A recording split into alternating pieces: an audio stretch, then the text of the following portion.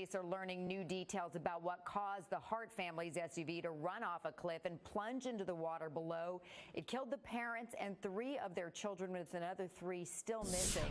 They called it a picture-perfect family. 2 moms, 6 adopted children, and plenty of smiles on Facebook.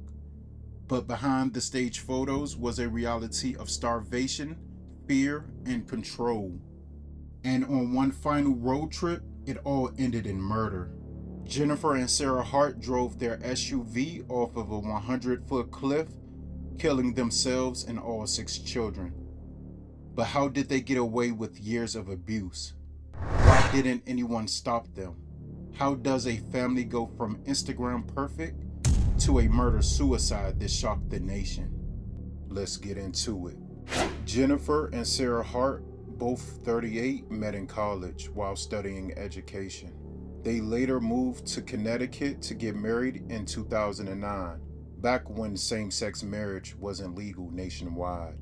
Jennifer frequently posted to Facebook about their joyful life, smiling kids, fun trips, wholesome captions, but it was all a lie. In private, they were cutting off supportive family members and becoming increasingly isolated. Jennifer said people didn't agree with their parenting. She quit her job to become a stay-at-home mom, while Sarah worked in retail management. They eventually moved to Washington State. It was supposed to be a fresh start, but it would end in tragedy that made national headlines. Before adopting, Jennifer and Sarah fostered a 15-year-old girl, then suddenly abandoned her at a therapist's office with no explanation. That was the first sign something was deeply wrong. They adopted Marcus, age 7, Hannah, age 4, and Abigail, age 3. 2 years later, they adopted 3 more children: Devontae, age 6, Jeremiah, age 4, and Sierra, age 3. They received financial assistance from Texas for each child, making up nearly half their income. Devontae will later gain attention during the 2014 Portland protests when a photo of him tearfully hugging a police officer went viral. The image was dubbed "The Hug Felt Round the World." But that picture, like their Facebook post, masked a brutal reality behind the camera. Because after the flash, the children reportedly looked lifeless. Let's pause. Abandoning a foster teen at therapy like she's disposable? Unforgivable. And the way the kids went blank after photo ops?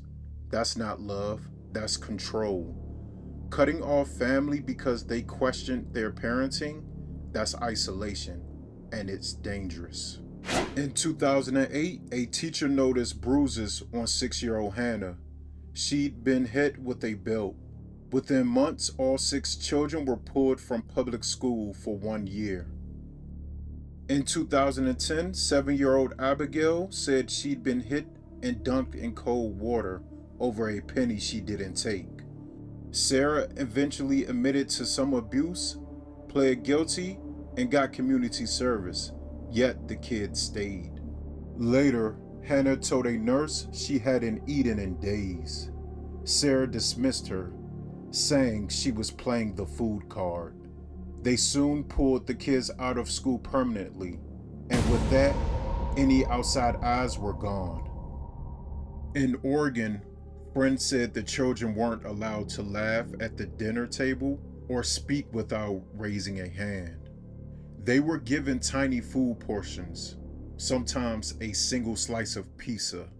When it was gone, Jennifer would deny breakfast and force them to lie in bed for 5 hours. They were terrified of Jen and acted like trained robots, but officials didn't intervene. Jennifer blamed the reports on discrimination against 2 lesbian mothers raising 6 black children. Despite repeated reports, the children remained in the home, and the clock kept ticking. In 2017, 15-year-old Hannah jumped out of a second-story window at 1:30 a.m., ran to the neighbors and pleaded, "Don't make me go back. they're racist, and they abuse us. Jennifer later dismissed it, blaming Hannah's behavior on her biological mother's bipolar disorder. That same year, Devontae began begging neighbors for food, asking them to hide it so Jennifer wouldn't know. He said his moms would withhold food as punishment. The neighbors eventually reported it. They did the right thing, but it was already too late. One of the children came over and started asking for food. And it went on for a period of time until we kind of determined that he was probably reaching out. And we determined that we should call the Child Protective Services, and that's what we did on Friday. Let's be clear. When a child begs neighbors for food and another jumps from a window in the middle of the night, action should be immediate. No more second chances. These kids should have been removed, no questions asked. On March 26, 2018, Jennifer and Sarah murdered all 6 of their children by driving their SUV off a 100-foot cliff in Mendocino County, California. The victims, Marcus, age 19, Hannah, age 16, Devontae, age 15, he's still missing but presumed deceased, Jeremiah, age 14, Abigail, age 14, and Sierra, age 12. Witnesses heard the SUV's engine revving at 3 a.m. Toxicology reports later revealed Jennifer was over the legal alcohol limit. Sarah and 2 of their children had high levels of Benadryl in their system. Search history on Sarah's phone included no-kill shelters for dogs, drowning, and Benadryl dosage. Their 2 dogs were later found in their house. It wasn't a crash, it was premeditated murder. Experts determined the car was stopped at the edge, then accelerated straight off the cliff. No skid marks, no attempt to brake, just silence, and a drop into the Pacific Ocean. A case like this shakes you to the core. Jennifer and Sarah Hart were never fit to be parents. The red flags were there. The signs were loud. The kids were literally screaming for help. Teachers, neighbors, friends, they all tried to sound the alarm, but the system failed, and 6 innocent lives were lost forever. What do you think? Was there a point where this could have been stopped? Or were the children doomed the moment they walked into their house? Let me know in the comments, and please remember to speak up when something doesn't feel right. You might be someone's only lifeline. Rest in peace to the victims, Marcus, Hannah, Devontae, Jeremiah, Abigail, and Sierra. You will not be forgotten. Remember to like, comment, and subscribe if you want more true crime stories. Stay safe.